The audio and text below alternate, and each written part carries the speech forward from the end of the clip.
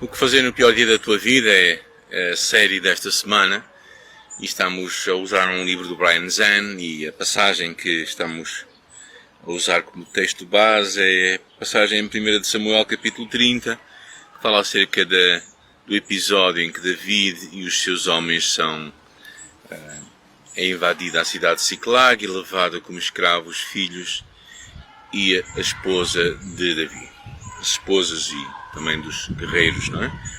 E falamos acerca deste texto, temos falado acerca deste texto também e como podemos encontrar lições para a nossa vida, não é? Iniciamos falando acerca da importância de sermos honestos emocionalmente e chorarmos à vontade, mas não ficarmos por aí e aprendermos a dizer não à amargura em nosso coração. Também lidamos com a ideia de nos encorajarmos em Deus e termos uma palavra kairos, a palavra de Deus para a nossa vida, a palavra rema de Deus para a nossa vida no tempo kairos de Deus. Então a importância de buscarmos uma palavra de Deus para cada um de nós na altura certa. Não é? Ontem falamos acerca da importância de termos visão e deixarmos que a paixão nos mova para aquilo que Deus quer que nós façamos. Hoje vamos entrar no versículo 16 que diz: o rapaz levou até aos amalequitas, estavam espalhados pelos campos, comendo, bebendo e festejando, por causa da grande quantidade de bens que haviam tomado da terra dos filisteus e da terra de Judá, e David e os seus homens massacraram os amalequitas. A importância de nós sairmos ao ataque, de nós verdadeiramente termos uma atitude proativa em relação aos desafios que nós temos perante nós. Não é? Quando David regressa daquele reconhecimento do acampamento amalequita, e ele vem convencido com aquela palavra de Deus que realmente eles iam reconquistar tudo. David tinha visto possivelmente a sua esposa, filhos e todos os bens tinham sido levados por aqueles homens. E sabia que a sua família possivelmente seria vendida como escravo no Egito. David reúne os homens de guerra e depois planeiam a sua estratégia para atacar. E possivelmente, antes de atacar, podemos bem imaginar David fazendo uma oração. Então, quando ele dá ordem para o ataque, eles saem enraivecidos e verdadeiramente lutam não somente pelas suas vidas, mas principalmente pela vida, e era a primeira vez, pela vida dos seus filhos e a vida das suas esposas. E a batalha dura toda aquela noite e o dia todo seguinte. É uma batalha quase interminável, de quase 24 horas.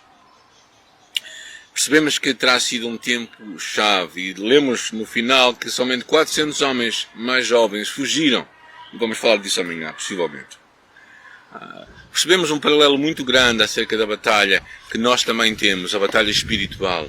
E a palavra diz que a nossa batalha é contra os principados e potestades, os espíritos malignos que dominam o mundo e que procuram arruinar a nossa vida.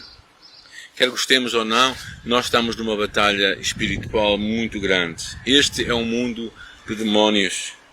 É um mundo, como dizia Lutero, cheio de demónios. E nós precisamos de tomar essa consciência. Entender que verdadeiramente Satanás vem para matar, roubar e destruir. E quando nós pensamos nisto, não é? Quais as armas que tu e eu podemos usar? David tinha usado umas pedras para derrotar Golias, mas quais as armas? Aqui usou uma espada. Qual as armas que tu e eu podemos usar? Claro, a palavra de Deus, a espada do Espírito. Aquilo que nós podemos usar como está escrito, como Jesus usou também quando foi tentado lá no deserto. A palavra de Deus torna-se uma espada do Espírito quando ela é falada pela nossa boca, quando ela é pronunciada, quando ela declara a verdade de Deus que vai derrotar as mentiras do diabo. Outra coisa importante que nós precisamos de entender, uma segunda arma que nós temos é o nome de Jesus, a autoridade. Toda a autoridade que nos foi dada no céu e na terra. Não é? Um dia toda a gente e todos os poderes se vão dobrar diante do nome de Jesus. O nome de Jesus é autoridade para expulsar demónios. O nome de Jesus é autoridade para prender e para soltar. O nome de Jesus é autoridade para perdoar pecados. Então nós precisamos de entender o poder que há no nome de Jesus, o sangue de Jesus. É uma arma que deixa os demónios aterrorizados, não é? Porque o sangue de Jesus é que trouxe para nós libertação.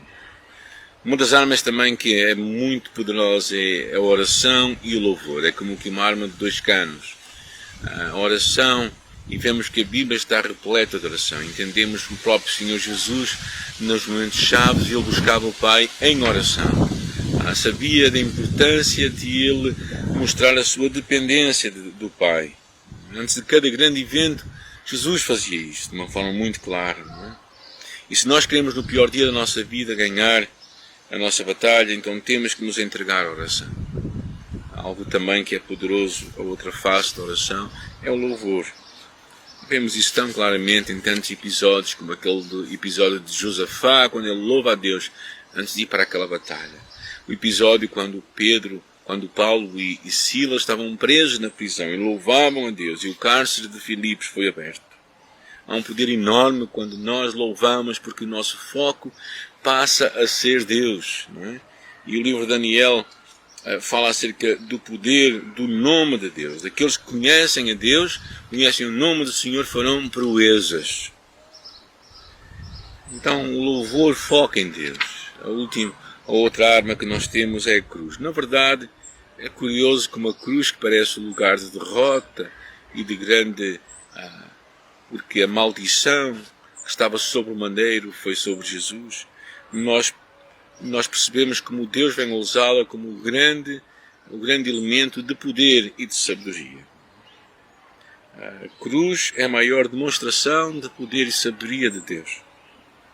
A dívida do pecado foi paga por causa da cruz. A humanidade foi resgatada da queda por causa da cruz. O domínio de Satanás chegou ao fim por causa da cruz. A maldição da lei foi cancelada por causa da cruz. A alienação trouxe reconciliação por causa da cruz. O ódio foi engolido pelo amor. A morte foi tragada pela vitória. O cosmos foi reclamado para Deus. Da